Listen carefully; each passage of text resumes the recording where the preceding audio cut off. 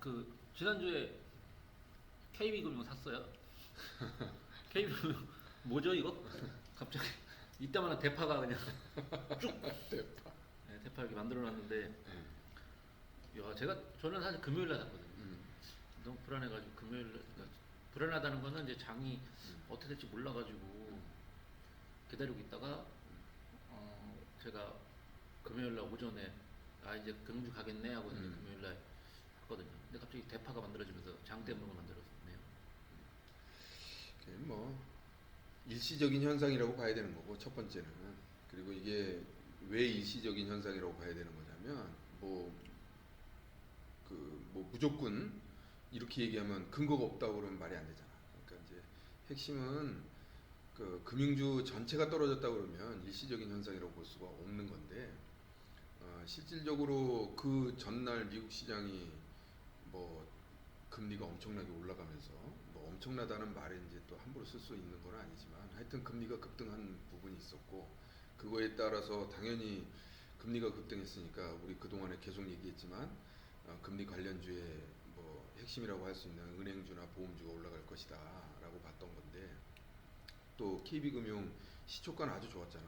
갭상승 해가지고 시작을 했지만 이제 결국은 이제 음봉으로 끝났는데, 글쎄 뭐 이유를 굳이 따지자 그러면 기존에 그 미리 매수했던 외국인들이 이익 실현을 하고 기관들도 거기에 동참하는 그런 모습을 보이면서 음봉을 나타냈지만, 만약에 그런 게 그 금융 업종 전반에 대해서 나타났다 그러면 모르겠지만, 실질적으로 DGB 금융지주라든지 또 BNK 금융지주 같은 거는 오히려 지금 그 전고점 돌파하면서 상승 추세가 강화되는 그런 모습을 보였단 말이야. 그렇기 때문에 이건 KB금융이 어떤 그 단기적인 흐름에서 좀 소외된 그런 측면으로 이걸 생각을 해야지, 이게 뭐 금융주 전반이 어떤 뭐랄까 이제 추세가 깨졌다 이렇게 얘기하는 건 아닌 것 같아요. 그러니까 업종은 믿고 가야 된다 뭐 그렇죠. 이거고, 그러니까 뭐 만약에 이제 이 업종 금융업종이 전체적으로 하락했으면은 당연히 어떤 생각을 해야 되는데, 일시적인 어떤 기관 외국인의 일시적인 그냥 손익을 실현한 거다, 수익을 실현한 거다. 그렇지. 근데 미리 샀던 어떤 그런 그 투자자들이 이익 실현을 했다라는 측면에서 접근할 필요가 있는 거고, 다만 금리 상승이 이게 단기적인 이슈가 아니기 때문에 실질적으로 지금 이제 인제 시작인데, 이거를 뭐 하루 뭐 음봉 나오고 뭐 갭 메웠다고 해서 이제 차트가 중요하지 않다는 건 아니지만, 너무 차트적인 접근으로 접근하는 것도 옳지 않다 이렇게 볼 수 있을 것 같아요. 근데 저희는 그거잖아요. 전 고점을 돌파하는 그 차트를 보면서 그렇게 매매를 하잖아요. 근데 거기에 이제 더불어서 이제 금리라는 이슈에 맞게 이 금융주를 제가 선택한 거고, 거기에 이제 지난주에 저희는 이제 KB금융을 추천 종목으로 했던 거고요. 관심 종목이었지 뭐. 관심 근데 이제 1차적으로 이제 어떻게 보면 지금 따끔한 지적이 될 수 있어.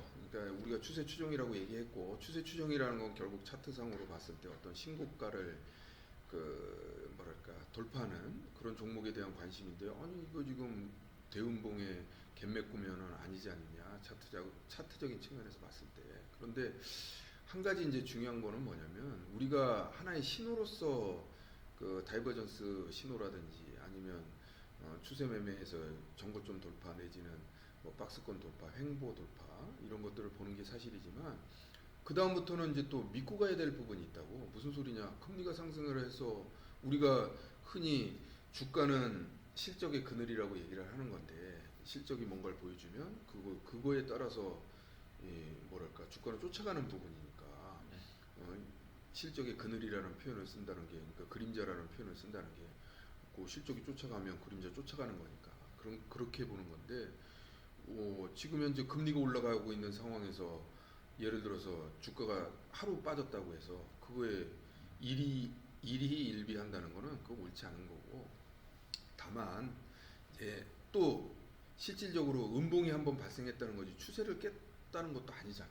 그러니까 좀 더 지켜봐야 되는 부분이 맞는 거고, 그런 차원에서 접근을 해야지, 이게 뭐 추세 매매니까 뭐 음봉 나오면 무조건 팔아야 된다라는 거는 또 너무 거기에 매몰되는 거거든. 이제 물론 따끔한 지적인 건 맞아.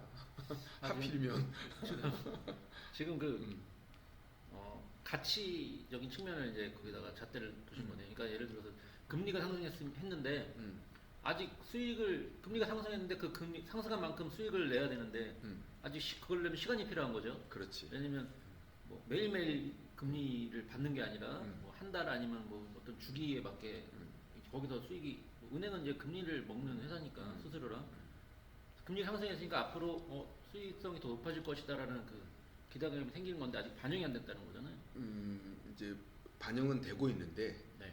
반영이 됐기 때문에 어떻게 보면 이번에 빠진 거거든. 그러니까 이게 수급적인 측면이란 말이야. 그러니까 수급이라는 게 무슨 개념이냐면 모든 투자자들이 한꺼번에 생각했을 때, 그러니까 이제 금리가 상승했으니까 자 드디어 금융주가 상승할 때가 왔다라는 측면으로 모든 투자자가 한꺼번에 생각하면 어떻게 되겠어? 급등이 나타나겠지.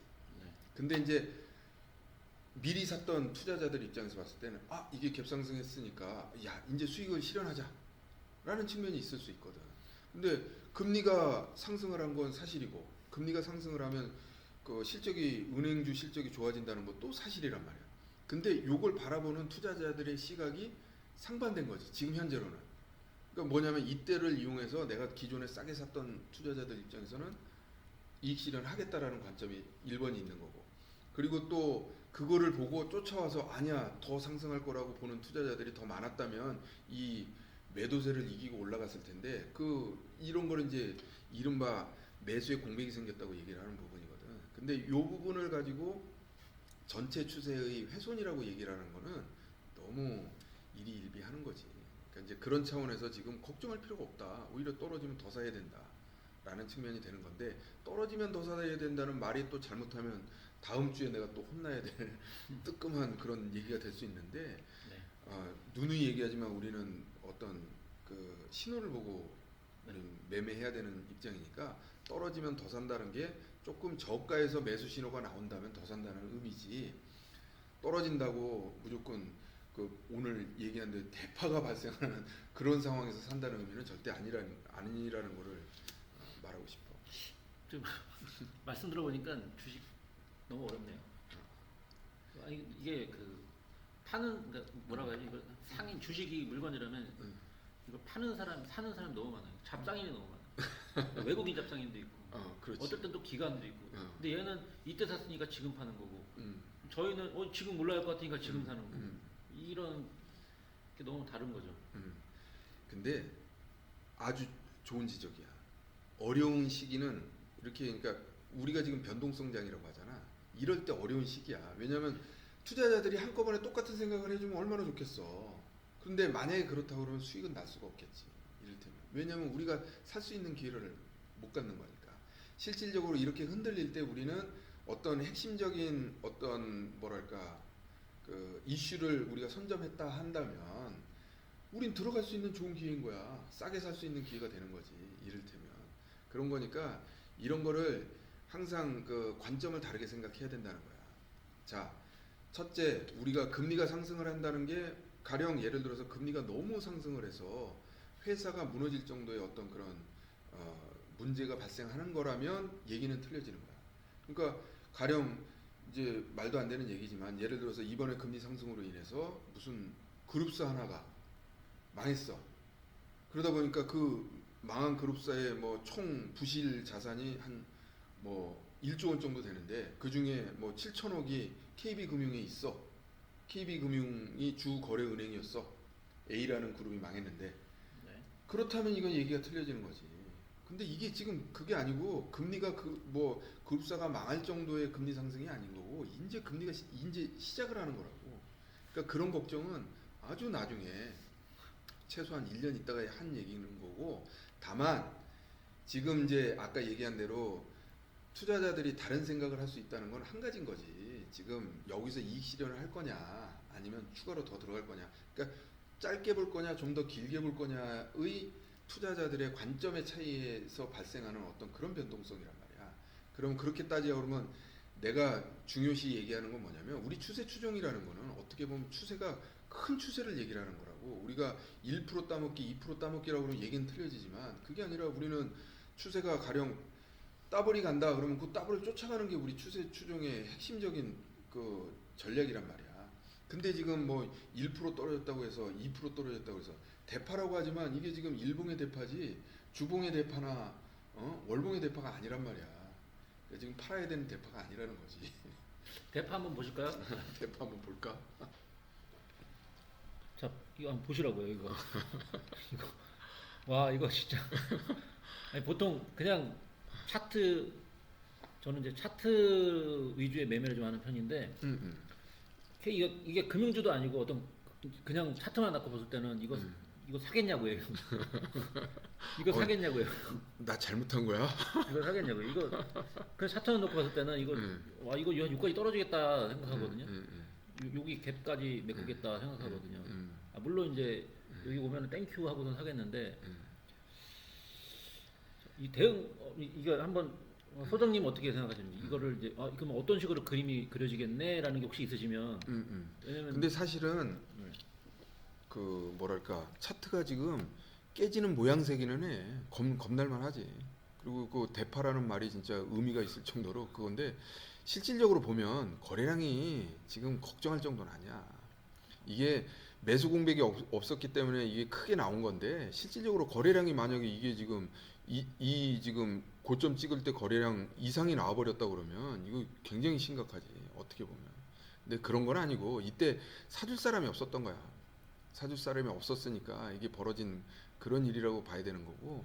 그래서 이제 내 생각에는 이거를 지금 왜냐면 그 전날 보면 또 밑꼬리를 쭉 달았잖아. 이게 종가 관리를 했는데 이 종가 관리가 안 된 거거든 어떻게 보면. 근데 이제 대형주기 때문에 초대형주고 시가총액 관련된 초대형주기 때문에 뭐 종가 관리 이런 식으로 얘기하는 거는 좀 우습기는 한데 그런 차원에서 접근을 해야 되는 거고. 다만 우리가 이거를 가령 주봉 같은 걸로 보면 대파가 그렇게 큰 대파가 아니잖아 지금. 주봉으로 보면 예. 그냥 중파야. 이때 나온 대파보다도 적잖아 지금. 그러니까 너무 혼내지 말고. 이게 중파가 쪽파도 있고 왜 이렇게 있는 건가요? 그렇지. 그래서 이제 지금 어떻게 보면 이런 데서 보면 잘 나타나지. 뭐 이 차트적인 측면에서 봤을 땐 지금 이런데 있고 뭐 의미 있는 고점이 있는데 이 돌파하는 과정이잖아. 어떻게 보면. 제가 지금 딱 보니까 이거 하나가 보이는데, 자, 그냥 사실 그냥 사람은 희망을 먹고 사니까 여기 이제 음봉 한번 그리면 다음에 양봉 그립니다. 이게 주봉이잖아요. 예. 한 주에 이렇게 하락하고 다음 주에는 또 상승하고 뭐 이렇게 약간 퐁당퐁당 느낌이 좀 있는데 그렇다면 얘는 KB금융은 퐁이네요 이제. 다음 주에 퐁할 차리니까 좀 기대를 해볼만 하겠네요. 이제 꼭 그렇게 얘기하면 아우 또 이렇게 얘기해놓고 다음 주에 또 저 그 퐁이 안 나오면 큰일 나잖아. 퐁당퐁당했다가 돌을 던지는 거예요. 그렇지 큰일 나지 잘못하면. 그래서 이제 함부로 예단하는 건 아니고 우리가 이제 중요한 거는 계속 얘기하지만 우리는 주사위 채널은 대응이란 말이야. 미리 예측하고 예측이 일부 들어가 있지만 아주 일부인 거고. 그래서 이제 여기서도 이 KB금융 어떻게 보면 금요일날 이렇게 대음봉 나온 측면에서도 보면 결코 하지 말아야 될 게 확실하게 드러난 거지. 아무리 금리가 상승하고 그리고 또 뭐랄까 금융주에 좋은 이슈가 발생했다 손치더라도 몰빵하면 안 된다는 거 다시 한번 나타난 거고. 그리고 오히려 지금 몰빵하지 않았다 그러면 좋은 매수 기회를 지금 노릴 수 있는 찬스라고 할 수가 있는 거지. 네, 지금 뭐 저희가 가장 중요하게 보고 있는 13일 이동 평균선은 무너지지 않았고, 그렇지.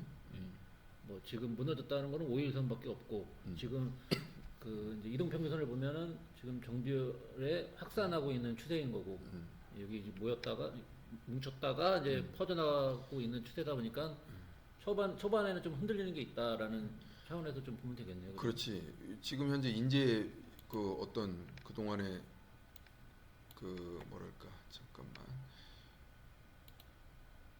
근데 이제 이게 지금 투자자별 그 동향인데 KB금융의 투자자별 동향 날짜별로. 날짜별로 지금 보면 그러니까 지난주 금요일 날 외국인하고 기관이 와장창 팔아가지고 이렇게 벌어진 일이야. 그러니까 저 외국인 실질적으로. 잡상인 때문에 저기 이게 3만 주나 지금 금액이네 금액. 300억 정도 팔은 거지. 그런가요? 300억 정도 팔았는데 지금 이제 그 전에 보면 보잖아. 이게 지금 3월 8일 날에는 1,000억을 넘게 샀어. 아, 그 일부만 응. 갖고 있는 거네요. 그렇지. 그리고 지금 또 이익 실현도 아니야. 왜냐면 49,950원에 지금 여기 보면 그렇잖아. 그러네요. 그때 지금 1,150억을 샀어. 그러면 여기 지금 49,650원이니까 실질적으로 본전이잖아. 어떻게 보면. 그러면 그 전에 45,000원에 샀던 거 340억이 있네. 그러면 이런 사람들이 이런 지금 외국인 잡상인들이나 좀 수익을 한 5,000원 봤어 5,000원 이를테면. 5천 원 먹자고 우리나라 와가지고 세금 내진 않을 거니까 이제 얘네들 그러니까 물타기도 하고 이런.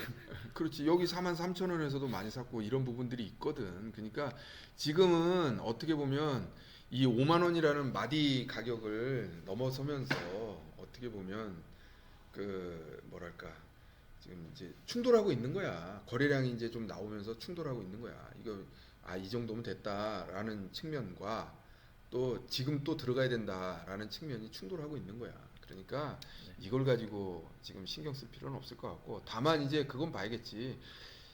아무리 좋은 여건이 마련된다 손 치더라도 시장이 깨지면 방법이 없어요. 그러니까 이제 그거는 관점을 잘 봐야 돼.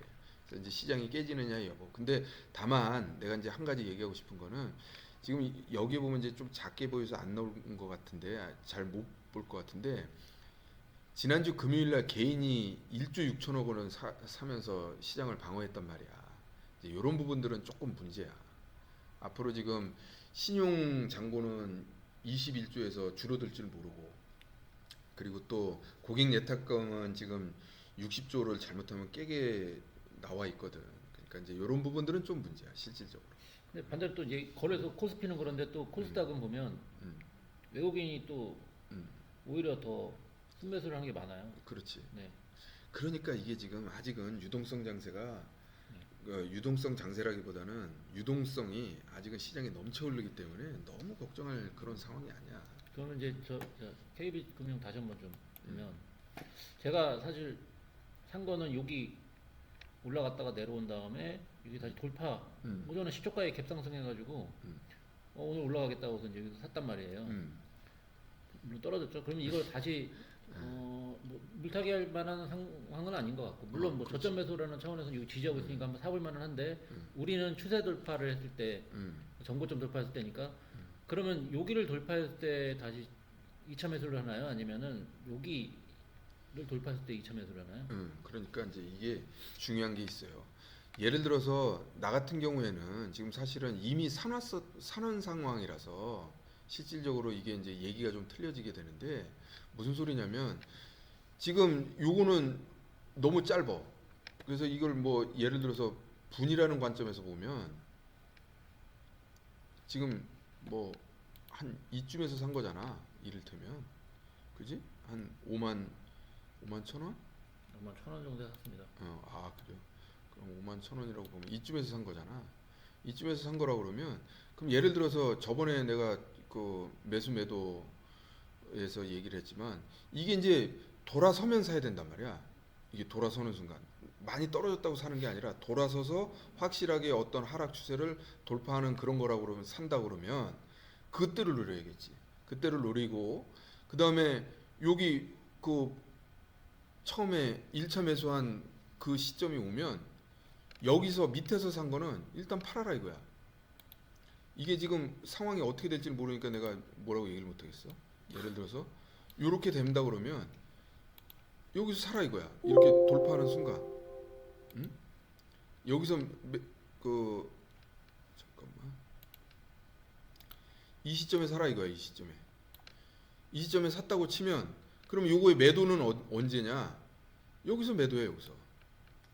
여기 다면 그리고 추가 매수 추세적인 추가 매수는 이거를 완전히 돌파하면 여기서 이거를 완전히 돌파한다고 치면 그때 이제 여기서 추가 매수가 들어가야 된다는 거지. 이 위에서 사야 된단 말이야.